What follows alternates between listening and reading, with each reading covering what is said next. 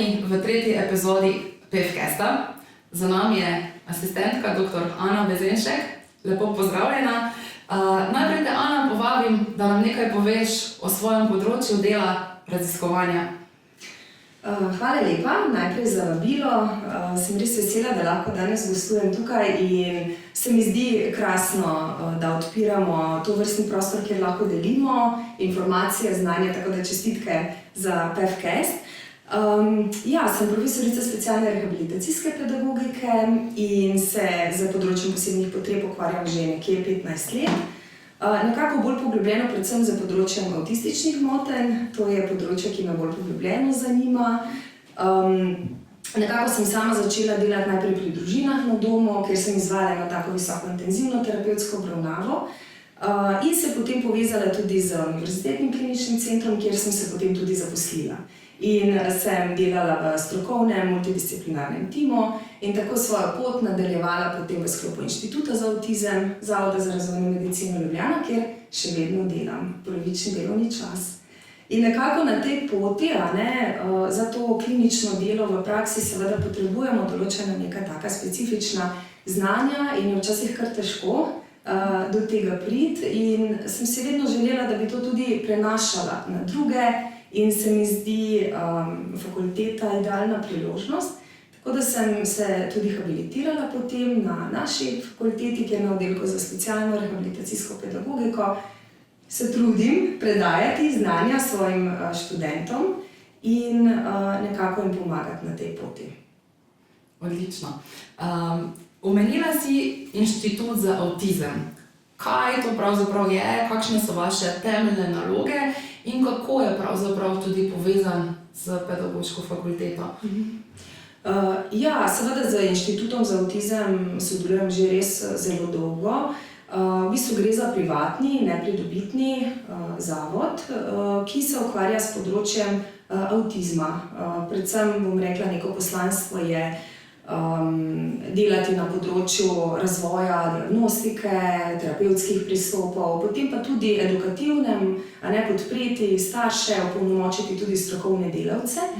Zdaj sodelujem v strokovnem timu, kjer nas je več.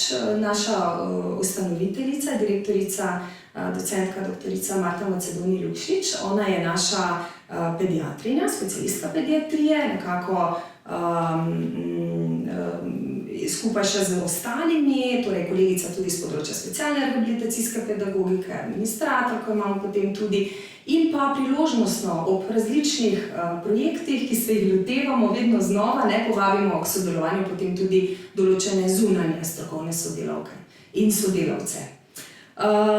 Morda je pomembno to, da delujemo na 2 lokacijah, torej tako v Ljubljani, kako tudi v Mariboru, ker se res trudimo, da bi družinam, ki so iz raznolikih področij, ponudili kar se da čim bolj enakovredno možnost obravnave in obravnavamo otroke pod koncesijo, na napotnico, medtem ko potem po 21. letu pa samoplačniško, ker na žalost zavarovalnica teh storitev potem ne pokriva.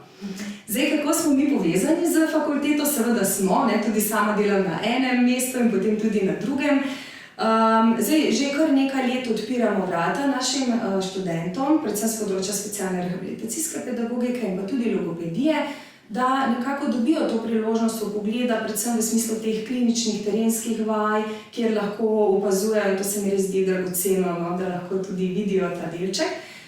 In pa potem, kot že omenjeno, si prizadevamo ponuditi nekako širši nabor storitev, ki jih naše družine res potrebujejo, in takrat se lotevamo različnih projektov. In eden izmed aktualnih projektov je projekt Vita, kjer je pedagoška fakulteta tudi partner na tem projektu.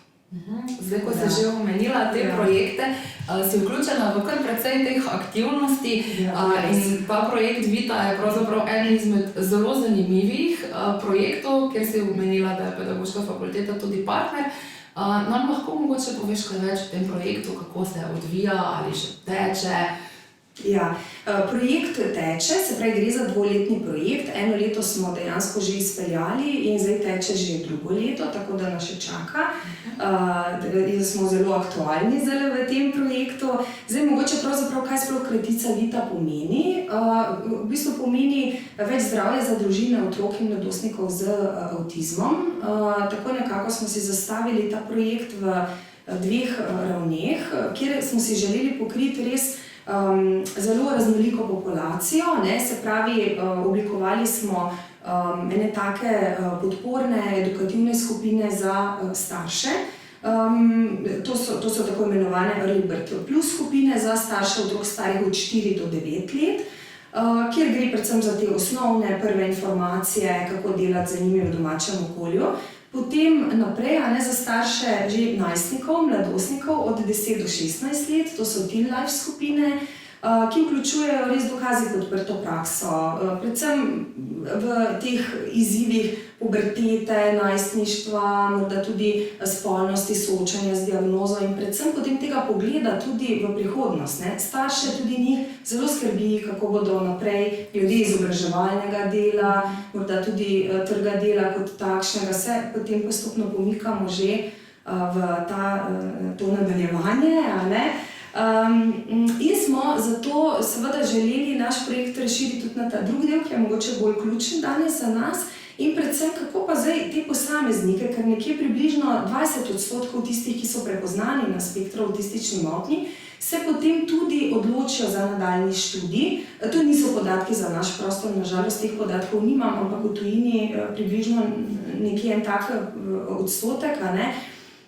In kako pa zdaj podpreti te študente? Tako da smo v ta namen oblikovali eno tako podporno skupino za študente, ki jo izvajamo na fakulteti. Lani se je izvajala že, bom rekla, eno leto in letos ponovno oblikujem skupino, tako da lepo vabljeni tisti študenti, ki morda danes tudi oziroma bodo prisluhnili temu podcastu, da se seveda lahko priključijo. Gre za eno tako moralno čustveno podporo, kjer skušamo opolnomočiti, opremiti študente na pri najrazličnejših izzivih, ker vemo, da zahtevnost tega izobraževalnega dela narašča, medtem ko morda podpora pa upada, se pravi kontradiktorno, in tako vidim, da potrebujejo kar precej pomoči, ne samo na akademski ravni v smislu nekih prilagoditev, ampak tudi potem na drugih ravneh, predvsem duševno zdravje. Vidim, da je krepitev duševnega zdravja, soočanja z stresom,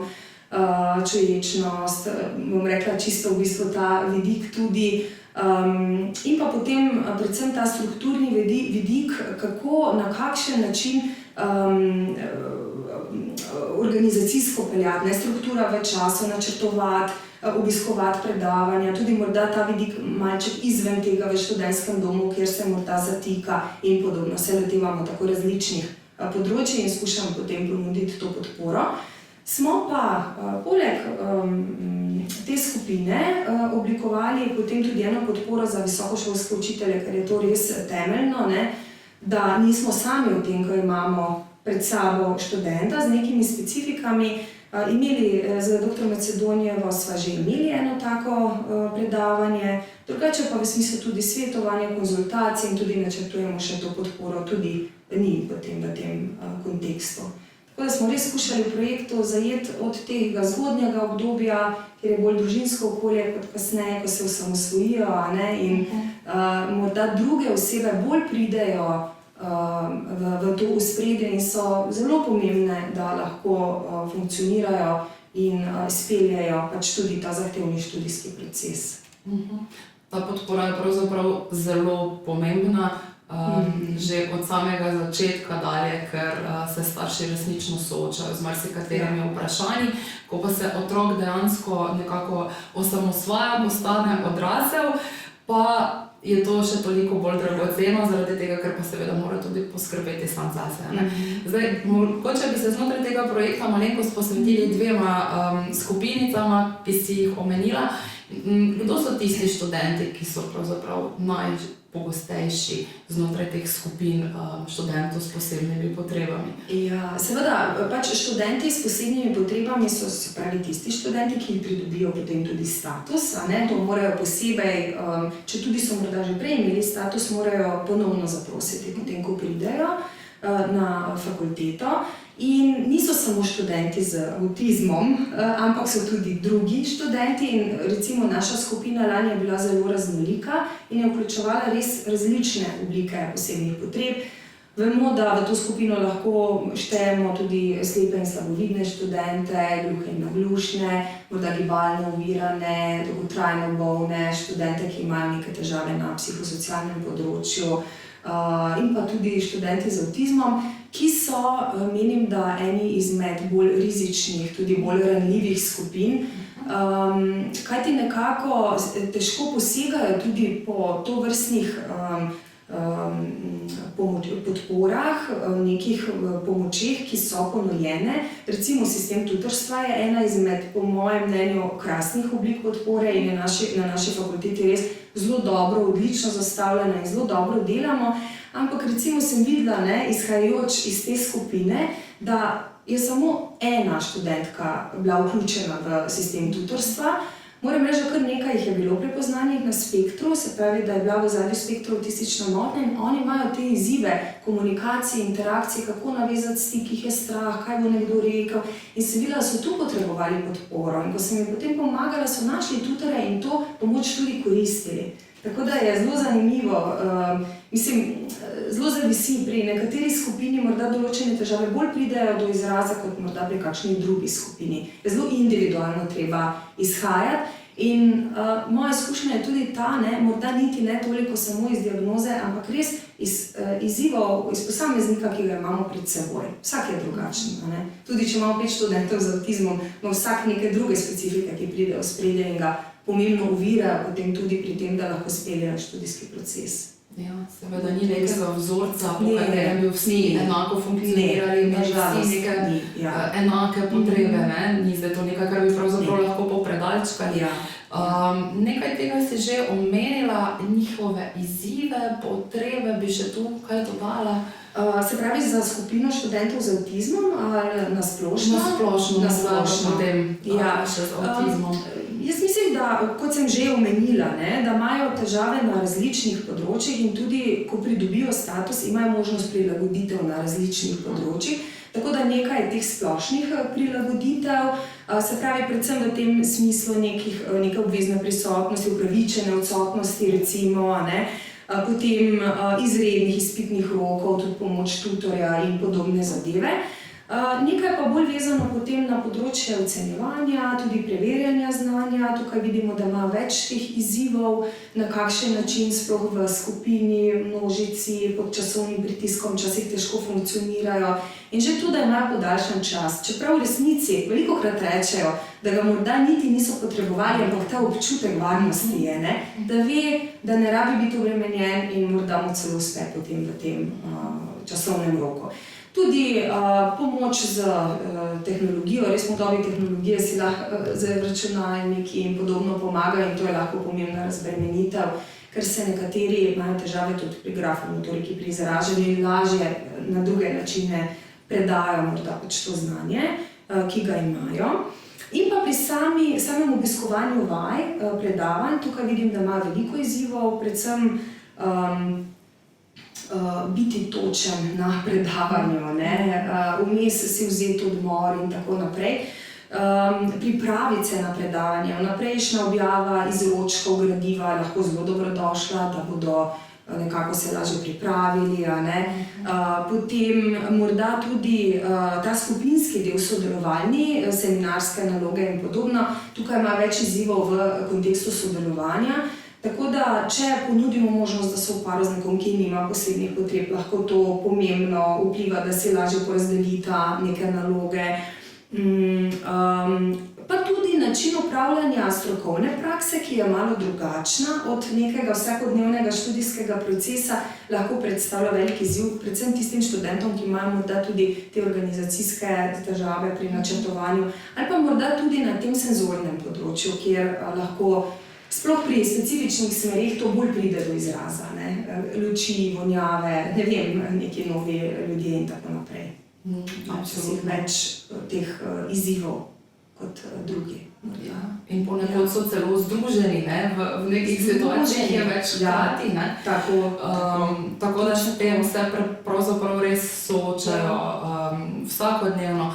Zdaj mi visokošolski učitelji, sodelavci pravzaprav pri svojem delu se pogosto srečujemo z takšnimi in drugačnimi vprašanji, kako pa zdaj postopati v določenih primerih in kakšna je recimo podpora, ki jo lahko dobimo znotraj tega, morda kak nasvet v narekovajih oziroma usmeritev na kakšen način. Ja, jaz mislim, da že to dejstvo, ne, se pravi, da imamo mi, študent ima predvidene določene prilagoditve, ampak recimo tudi, če mi vidimo, da študent potrebuje morda kakšno drugo prilagoditev, ki ne vpliva na znanje kot takšno, ampak mu pomaga, da bo le to lažje predal, lahko visokošolski učitelj tudi vnese kakšno prilagoditev. To je lahko recimo neka razbremenitev. Ne?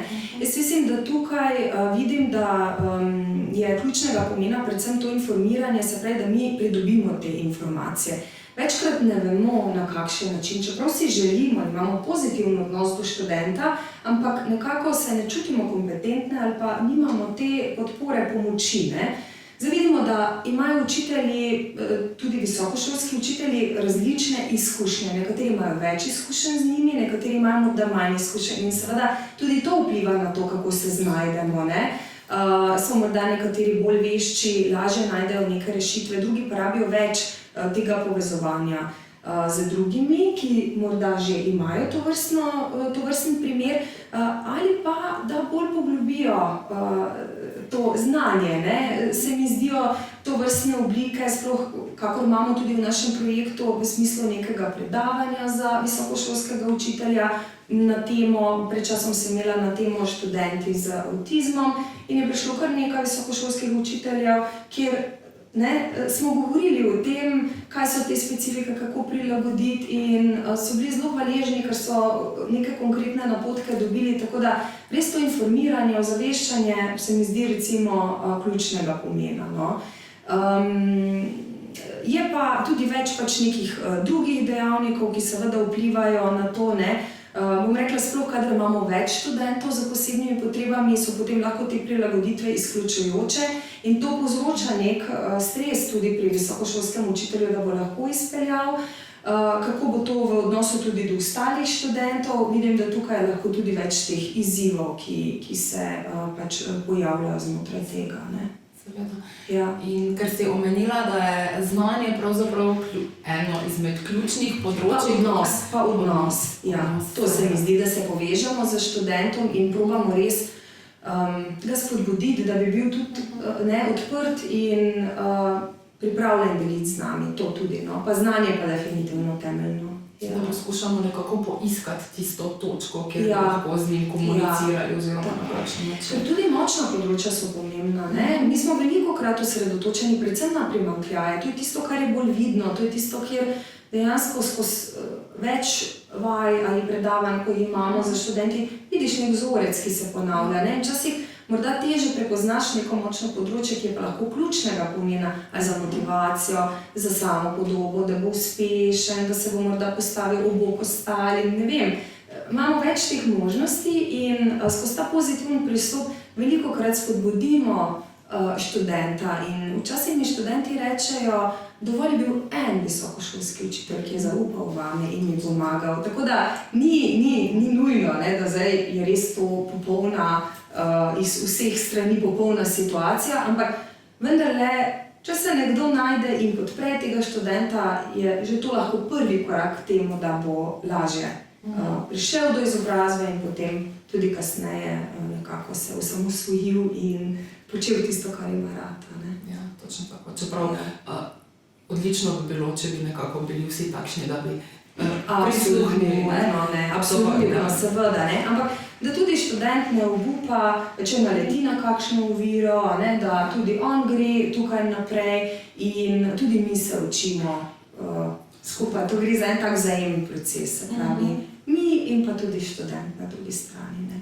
In pravzaprav zato, da bomo lahko pridobili še več znanja o tem, je na Pedagoški fakulteti znotraj založbe bila izdana tudi ena znanstvena monografija z naslovom Specialno-pedagoški vidik inovativnih pristopov k učenju in poučevanju študentov s posebnimi potrebami v visokošolskem prostoru, kjer ste skupaj, torej ti v soavtorstvu z Karmen Javornik in Mileno Košak-Babuder pripravili en prispevek, torej študenti z avtističnimi motnjami je naslov, ki ga bomo dali tudi v povezavo v opisu tega podcasta.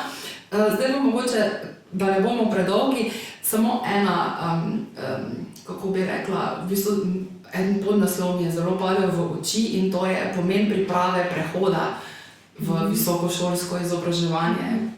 Kaj bi tukaj na tem področju bilo vredno izpostaviti? Ja, moramo vedeti, da se ta proces začne že prej. Ne, ko smo že na fakulteti, ampak že prej razmišljamo o tem.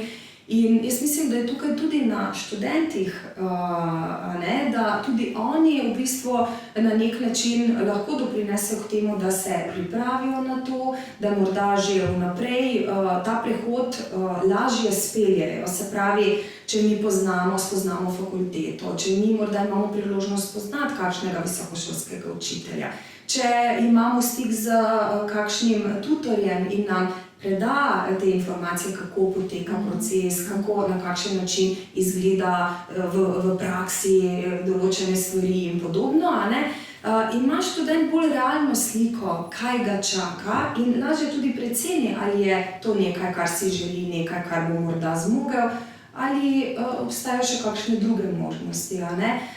Se pravi, tudi ta samoiniciativnost študenta, ker tudi mi, učitelji na nek način, ne moremo vedeti določenih stvari in če bodo odprti, če bodo delili z nami, jaz verjamem, da bomo tudi mi odprti, da jim bomo prilagodili, da jim bomo pomagali in, kot sem že prej rekla, res en tak vzajemen proces, kjer skušamo izhajati res iz posameznika in morda ne toliko iz diagnoze in nekako z roko v roki potem tudi v ta proces iti.